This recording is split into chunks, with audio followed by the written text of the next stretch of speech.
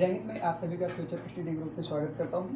देखिए, लेखपाल की परीक्षा को विशेष मद्देनजर रखते हुए हम आपको कुछ महत्वपूर्ण क्वेश्चन की श्रृंखला बताते हैं जो हो सकता है पूरी तरह से संभावना है कि एग्जाम में यही क्वेश्चन जो है आपके आ जाएं। इसमें से हम आइए थोड़ा सा देखते हैं। उत्तर प्रदेश में हम जानते हैं वन्यजीव विहार। उत्तर प्रदेश में वन्यजीव विहार कितने हैं आपको ये सब पता होगा, ठीक है। लेकिन हम बेहतर जानते केवल 4 की बात करेंगे। आपसे कभी पूछा जाए वन्यजीव विहार क्या होते हैं, ये सब पिछले वीडियो में बता चुके हैं और फिर कभी बताएंगे। तो देखिए, वन्यजीव विहार आपसे कभी पूछा जाए सबसे पुराना वन्यजीव विहार कौन है, आप इसे जरूर याद रखेंगे। आपका चंद्रप्रभा आ जाता है। और सबसे नवीनतम कौन है, तो आपका सबसे नवीनतम वन्यजीव विहार पीलीभीत है। क्या नाम है? पीलीभीत वन्यजीव विहार सबसे नवीनतम है, ध्यान रखेंगे। सबसे बड़ा वन्यजीव विहार की बात करते हैं। सबसे बड़ा वन्यजीव विहार आप जान लेंगे, ये हस्तिनापुर में। कौन सा?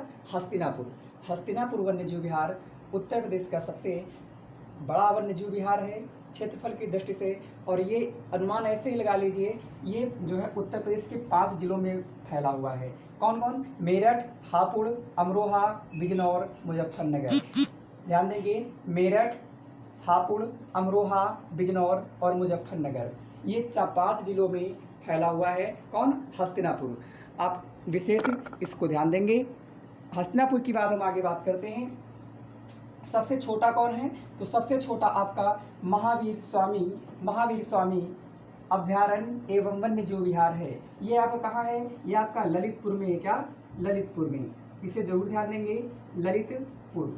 ये कहाँ पर है? ललितपुर। तो हम उम्मीद करते हैं आपको याद हो गया होगा। सबसे पुराना चंद्रप्रभा, उत्तर प्रदेश का सबसे नवीनतम पीलीभीत, सबसे बड़ा हस्तिनापुर, सबसे छोटा महावीर स्वामी। ठीक है, हम पीलीभीत की थोड़ी सी बात करेंगे।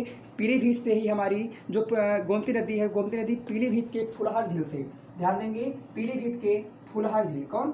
फुलहर। पीलीभीत के फुलहर झील से ही जो गोमती नदी का उद्गम होता है, इसे आप जरूर ध्यान देंगे। और ये फुलहर झील से निकल करके गोमती नदी गाजीपुर में आकर के गंगा में समाहित हो जाती है। अर्थात गोमती नदी किसकी सहायक नदी है? तो गंगा की। आप इसे जरूर ध्यान देंगे।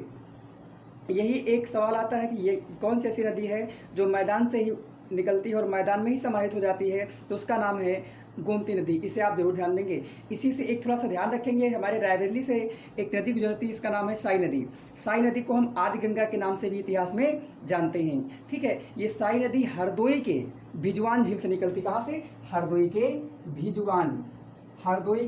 भिजवान झील से निकलती है। और यह गोमती की एक प्रमुख सहायक नदी जो प्रतापगढ़ में जाकर के गोमती से में विलीन हो जाती है। इसे आप जरूर ध्यान देंगे इसको। ठीक है, हस्तिनापुर की बात कर लेते हैं। इससे कुछ महत्वपूर्ण पॉइंट बन जाते हैं। हस्तिनापुर में सबसे पूर्वी हड़प्पी स्थल, जिसे हम आलमगीरपुर के नाम से जानते हैं, ये आपका हस्तिनापुर में है, अर्थात मेरठ। कहाँ पर? मेरठ के अंतर्गत कौन सा स्थान है? स्थान का नाम आप याद रखेंगे, इसका नाम है, अभी मैंने आपको बताया, आलमगीरपुर। ये किस नदी के तट पर है? तो ये हिंडन नदी के तट पर है। कौन सा? हिंडन। ज़्यादा हम इस पर कुछ ना बोलेंगे। बिजनौर क्यों फेमस है? बिजनौर से गंगा नदी उत्तराखंड से जो है अपने उत्तर प्रदेश में प्रवेश करती है। उत्तर प्रदेश में बिजनौर से गंगा नदी उत्तर प्रदेश में प्रवेश करती है। और ज़्यादा कुछ ना बोलेंगे। ललितपुर आपका यूरेनियम और तांबा नगरी के नाम से जाना जाता है। यूरेनियम और तांबा नगरी, अर्थात यूरेनियम और तांबा उत्तर प्रदेश सर्वाधिक कहाँ मिलता है? ललितपुर में। और यही एक ऐसा जिला है जो 3 तरफ से एमपी से घिरा हुआ है। और थोड़ी सी जानकारी करेंगे, पंचायत में कुछ बात कर लेते हैं। जो हमारे यहाँ सबके यहाँ पंचायत होते हैं, यानी पंचायती राज अनुच्छेद नंबर 40। ठीक है, आप जानते हैं 73वां संविधान संशोधन के तहत ये जोड़ा गया था। इसके अंतर्गत देखिए, हम थोड़ा सा उम्मीद ऐसा लगता है शायद पेपर में पूछे जाने की प्रबल संभावना है। जब हमारे ग्राम सभा जो होते हैं, हमारे ग्राम सभा की जनसंख्या अगर जानते हैं, उसमें एक प्रधान होता है और वार्ड मेंबर होते हैं ना।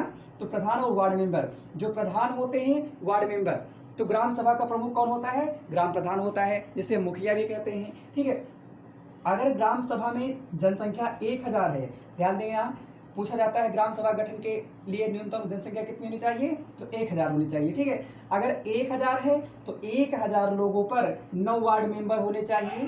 ठीक है, 1000 लोगों पर 9 वार्ड मेंबर और प्रधान एक ही होगा। ठीक है, अगर जनसंख्या आपकी 1001 से लेकर के 2000 के बीच में है, 1001 से 2000 के बीच में है जनसंख्या, तो उसमें वार्ड मेंबर की संख्या 11 होनी चाहिए। इंपॉर्टेंट है। अगर 2001 से लेकर के 2003 तक जनसंख्या है, यानी आपकी ग्राम सभा में जनसंख्या 2001 से लेकर 2003 तक है, तो आपके यहाँ 13 वार्ड मेंबर होने चाहिए। और यदि आपकी ग्राम सभा में 3000 जनसंख्या से अधिक है तो आपके यहाँ 15 वार्ड मेंबर होने चाहिए। और इन सभी पर प्रधान कितने होंगे? प्रधान एक होगा। अच्छा, इसे ध्यान देंगे। तो हम उम्मीद करते हैं आपको बेहतर ये समझ में आया होगा। ठीक है, थोड़ा सा हम उत्तर प्रदेश की बात कर लेते हैं। उत्तर प्रदेश का सबसे उत्तरी जिला पूछा जाए, उत्तर प्रदेश का सबसे उत्तरी जिला आपका सहारनपुर है, दक्षिणी जिला आपका सोनभद्र है, और सबसे पूर्वी जिला आपका बलिया है, सबसे पश्चिमी जिला आपका शामली है। ये सोनभद्र आपका इंपॉर्टेंट है, ये जो है खनिज संपदा की दृष्टि से उत्तर प्रदेश का सबसे धनवान जिला है। और यही जो सोनभद्र है, यह जो है उत्तर प्रदेश का ऐसा जिला है जो 4 राज्यों को स्पर्श करता है, 4 राज्यों से सीमा बनाता है। अगर इसको हम देख लेते हैं इस प्रकार से, तो इस तरफ आपका एमपी हो जाता है, फिर छत्तीसगढ़ है, फिर झारखंड आ जाता है, फिर आपका बिहार आ जाता है। ये आपका हो जाएगा 4 तरफ। कौन कौन? मध्य प्रदेश, छत्तीसगढ़, झारखंड और बिहार से घिरा हुआ कौन है? सोनभद्र। इसे आप जरूर ध्यान देंगे। हम उम्मीद करते हैं आपको ये बेहतर जानकारी समझ में आई होगी। ठीक है, और भी हम इसी तरह कुछ और भी जानकारी देते रहेंगे, और ये प्रबल संभावनाएं हैं लेखपाल में आने की। ठीक है, तो आप वीडियो को अधिक से अधिक लाइक, शेयर, कमेंट, सब्सक्राइब जरूर करें। धन्यवाद।